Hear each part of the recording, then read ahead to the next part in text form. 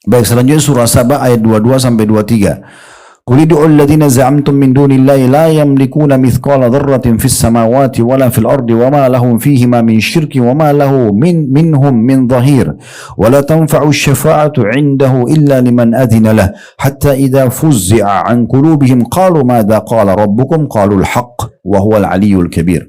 Katakanlah, serulah mereka yang kamu anggap selain ilah, selain Allah. Mereka tidak memiliki kekuasaan seberat zarrah pun seperti biji sawi di langit dan di bumi. Semua yang disuruh kepada selain Allah itu.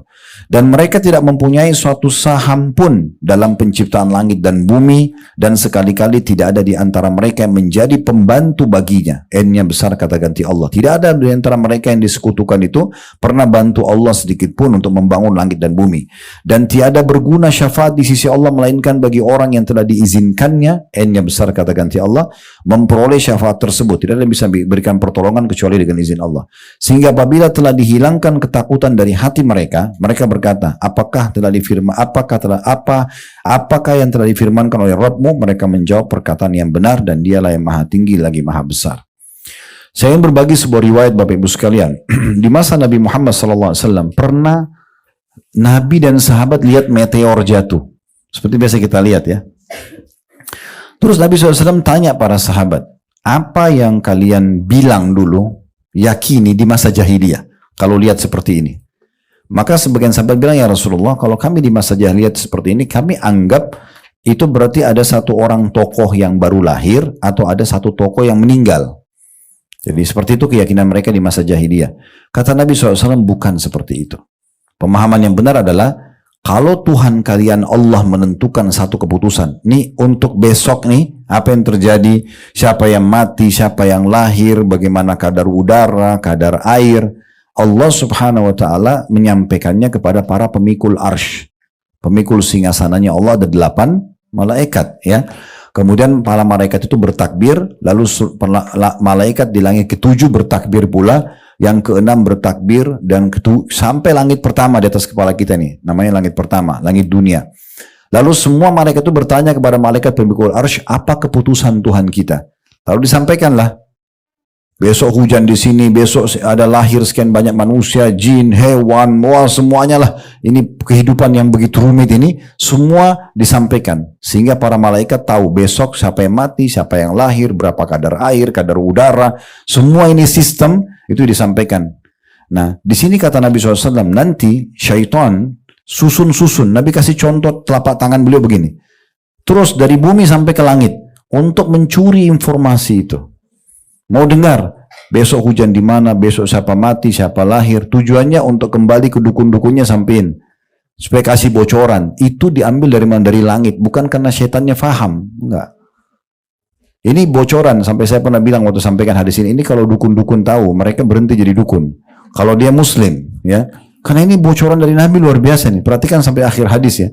Lalu kata Nabi SAW, nanti mereka susun-susun, lalu mereka akan dihantam, dipanah oleh para malaikat dengan panah-panah api. Itulah bintang-bintang. Dalam surah Al-Mulk Allah bilang kan, وَجَعَلْنَاهَا رُجُومًا lisyayatin, dan kami jadikan bintang-bintang sebagai anak-anak panah api untuk syaitan. Nah itu di anak panah. Meteor itu kan serpihan bintang. Itu dipakai oleh malaikat untuk panah syaitan-syaitan itu. Sehingga mereka banyak yang terbakar, mati. Ada juga yang berhasil lolos, lalu dia mengambil mencuri sebagian saja informasi. Disampaikanlah kepada dukun-dukunnya itu. Sehingga kalau ada dukun yang tahu, oh besok begini betul terjadi, bukan karena dia tahu, curian itu. Itu pun apa kata Nabi SAW, dan syaitan-syaitan ini membumbuhi dengan 100 kedustaan. Ditipu itu, gitu kan. Begini, ternyata tidak benar. Nah seperti itulah. Jadi kalau sudah tahu syaitan-syaitan ini cuma curi informasi, ngapain pergi dukun itu? Informasi curian semua. Kita sudah punya wahyu yang menyampaikan kepada kita. Dan kita bisa connect langsung kepada Allah tanpa perantara. Angkat tangan ke langit, langsung Allah dengar. Allah maha mendengar, maha mengetahui. Dijanjikan tadi dalam surah Ghafir ayat 60, pasti diterima. Kenapa harus bergantung pada makhluk gitu ya? Kemudian selanjutnya, dalam surah Fatir ayat 13-14. yang berbunyi dzalikumullahu rabbukum lahul mulk, dzalikumullahu rabbukum lahul mulk walladzina tad'una min dunihi ma yamlikuna min qitmir in tad'uuhum la yasma'u du'aahum walau sami'u mastajabu lakum wa in tad'uuhum la yasma'u du'aakum walau sami'u mastajabu lakum wa yawmal qiyamati yakfuruna bisyirkikum wa la yunabbi'uka mithlu khabir. Demikian itulah Allah Rabb kalian, kepunyaannya lah kerajaan, semua ini langit dan bumi milik Allah. Dan orang-orang yang kamu seru atau sembah selain Allah, patung, apalah segala macam ya, dewa-dewa, matahari, bintang segala macam, tidak mempunyai apa-apa walaupun setipis kulit ari. Jika kamu menyeru mereka, mereka tidak ada atau tiada mendengar suruhanmu. Dan kalau mereka mendengar, mereka tidak dapat memperkenankan permintaanmu. Dan di hari kiamat mereka juga akan mengingkari kemusyrikanmu. Dan tidak ada yang dapat memberikan keterangan-keterangan yang lengkap seperti ini, sebagaimana yang diberikan oleh Zat yang Maha Mengetahui. Nggak ada yang bisa kasih bocoran kalian begini supaya paham, seperti Allah. Allah kasih bocoran. Jadi mereka tidak bisa memberikan apa-apa sama sekali. Ada satu kementerian di Saudi, itu kalau salah Kementerian Agama ya, saya tidak terlalu ingat pas, tapi ada satu kelompok namanya Hay'ah Bil Ma'ruf Nahi Munkar. Khusus kelompok ini diperintahkan pemerintah Saudi untuk menegakkan yang benar dan melarang dari kemungkaran, ya, ngingatin orang sholat, ngingatin orang ini dan itu gitu ya. Salah satu profesi mereka adalah menangkap dukun-dukun. Ya. Ditangkapin itu semua di Saudi, ditangkap. Kalau kedapatan lagi praktek, penggal lehernya, dihukum mati dukun itu. Karena Nabi SAW mengatakan haddus sahir darbatun bisaif, hukuman penyihir itu, dukun peramal ini dipenggal lehernya. Kalau hukum agama begitu ya, karena mereka banyak sekali menceraikan suami istri, banyak membuat orang kena penyakit ya, banyak orang yang bangkrut usahanya, banyak orang terganggu, gelisah tidur, suka mimpi buruk, terganggu macam-macam gitu ya. Cerainya suami istri itu semua karena itu ya. Subhanallah, saya pernah ada cuplikan diangkat di YouTube itu dari beberapa reaksi mereka pada saat mereka datangin dukun. Saya pernah lihat salah satunya, didatangi satu tempat dukun tuh banyak sekali burung merpati yang diikat kakinya, ada namanya orang di situ, ada di sayapnya, ada yang ditaruh di botol, dilempar, ditelep di dalam air, apalah segala macam gitu ya. Itu semua kalau mau lepasin sihir itu memang kita harus melepaskannya. Maka oleh tim ini dilepasin semua itu, tali-talinya diipasin, kertasnya dibakar, cairannya ditaruh di saluran air yang mengalir, gitu-gitu memang kalau mau batalin sihir itu ya. Nah terus ini dukun ini karena dapat praktek, dia kena hukuman mati. Maka oleh si syekhnya ini yang menangkap itu bilang, sekarang coba kau praktekin, bagaimana kau panggil setanmu itu. Itu dia praktekin Bapak Ibu sekalian, saya lihat cuplikannya itu. Jadi dia bilang kalau dia mau panggil setan, dia pakai baju merah, semua merah dari kepala sampai ke kakinya semua merah. Terus diambil pecut kuda, itu dia pecut dirinya sendiri. Sambil panggil-panggil nama setan itu.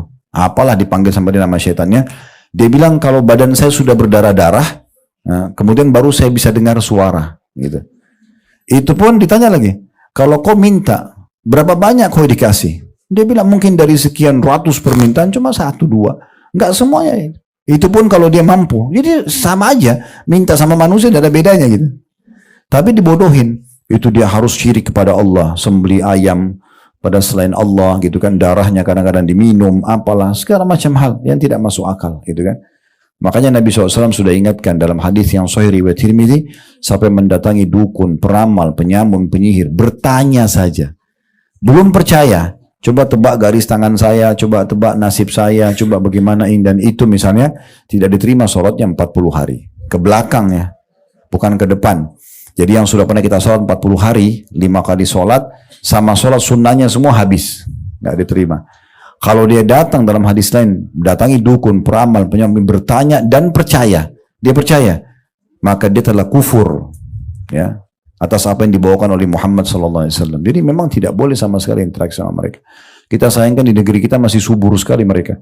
Ya, dan mereka ini pintar kalau di komunitas umat Islam, dia tampil seperti orang Islam. Ya. Pakai surban, pakai kopiah, pakai segala macam. Tapi dukun. Gitu. Nah ini bahaya sekali. Gitu. maka mereka tidak bisa memberikan apa-apa. Itu sudah Allah tekankan dalam banyak ayat tadi kita baca termasuk surah Fatir ini.